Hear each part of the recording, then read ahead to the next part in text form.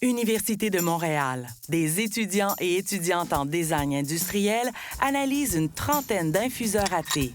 Acier inoxydable, silicone, bambou, en boule, en pince, de type breloque, en format passoire, panier ou même joujou.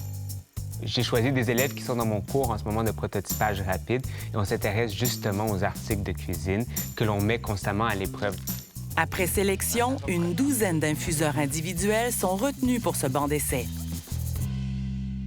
Ce qu'on va faire aujourd'hui comme test, c'est comme si on était un peu à la maison, là. C'est pas scientifique, on va utiliser un peu recréer la vraie réalité, là. Les infuseurs sont-ils faciles à manipuler? Laissent-ils passer des résidus? L'eau circule-t-elle bien lors de l'infusion? Pour les tester, nous avons choisi un thé en feuilles séchées. Commençons par la catégorie panier. C'est le David's Tea. J'aime ça voir si... En ce moment, ça coule pas. Oui, c'est ça, il ne laisse pas passer de résidus. Ça, c'est vraiment plus tailleur, je pense. Ou vraiment que la tasse soit le bon... Le bon diamètre. Une maille d'acier qui est très fine. Donc là, ça permet peut-être d'infuser d'autres choses qu'un thé en feuilles, peut-être des thés en poudre, peut-être des cafés moulus. Le panier faisait des belles infusions. Ce qui était pratique, c'est que l'eau chaude est directement en contact avec les feuilles de thé avant d'être libérée dans le contenant. Wow, belle infusion. Bien, celui-ci, c'est, en tout cas, c'est assez satisfaisant. Oui. Belle infusion, peu de résidus. Que la cuillerée, hop là. On a limité dans notre quantité d'eau. Aucun résidu. La couleur, elle a l'air pas pire, honnêtement. Une belle infusion. Contrairement à l'autre où, clairement, il y a beaucoup de résidus. Une catégorie très populaire, les boules à thé. Nous avons constaté que certaines d'entre elles laissent aussi s'échapper des particules. Un autre classique. Tout le monde en a un. Ben là, si lui, il se ferme vraiment pas, tout tombe dans la tasse. Shake, shake.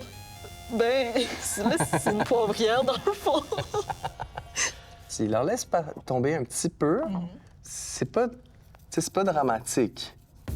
Ce qu'on aimait aussi dans la boule que nous avions choisie, c'est qu'il n'y avait pas deux parties séparables. Donc, toutes les parties de l'infuseur restaient ensemble ou connectées par la chaînette. Ça marche pas, là. Ça s'aligne pas du tout. Je pense que le joint qui se fait le long ici, il est vraiment pas étanche.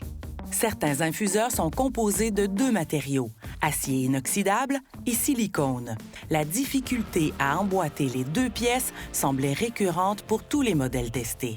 Tout ce qui est genre des rebords, j'ai pas l'impression que ça tient. Surtout que là, j'ai l'impression que ça sort quand même facilement. J'ai réussi à le mettre, mais il y a un trou. Et non, j'y arrive pas. Non, on sent qu'il faut qu'il bloque quelque part, mais c'est très difficile de trouver l'endroit où il bloque. Tout ce qui était comme silicone et acier inoxydable, on était moins charmé par l'utilisation.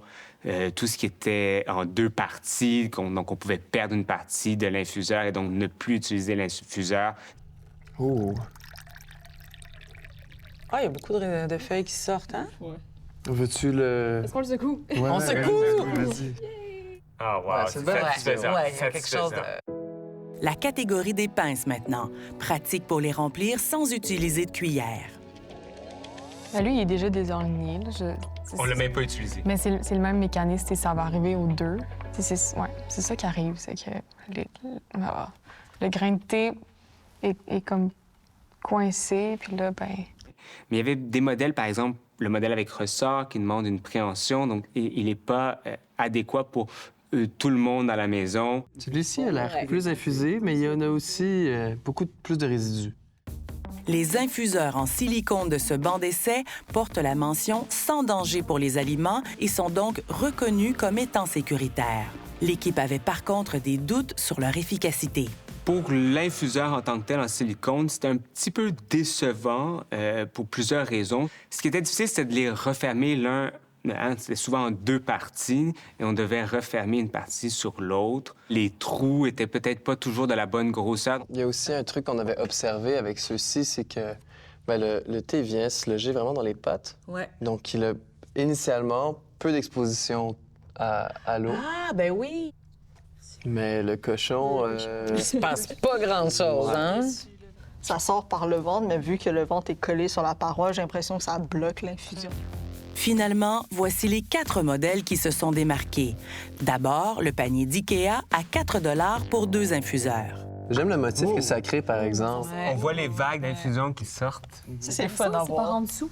Il y en a un qui nous a surpris par son prix, par son originalité, facile à retirer, facile à nettoyer, très peu dispendieux pour la qualité d'infuseur. Et en plus, un des éléments donc, qui permettait d'accrocher l'infuseur à thé sur le bord de la tasse permettait également de déposer l'infuseur à thé sur la table lorsque l'infusion était terminée. Avec leur maillage fin, les paniers en acier inoxydable de David's Tea et de Camellia Sinensis se sont révélés très efficaces, mais plus chers que le modèle IKEA. À 9 $, la boule à thé en maille de Chatty a aussi plu pour sa simplicité.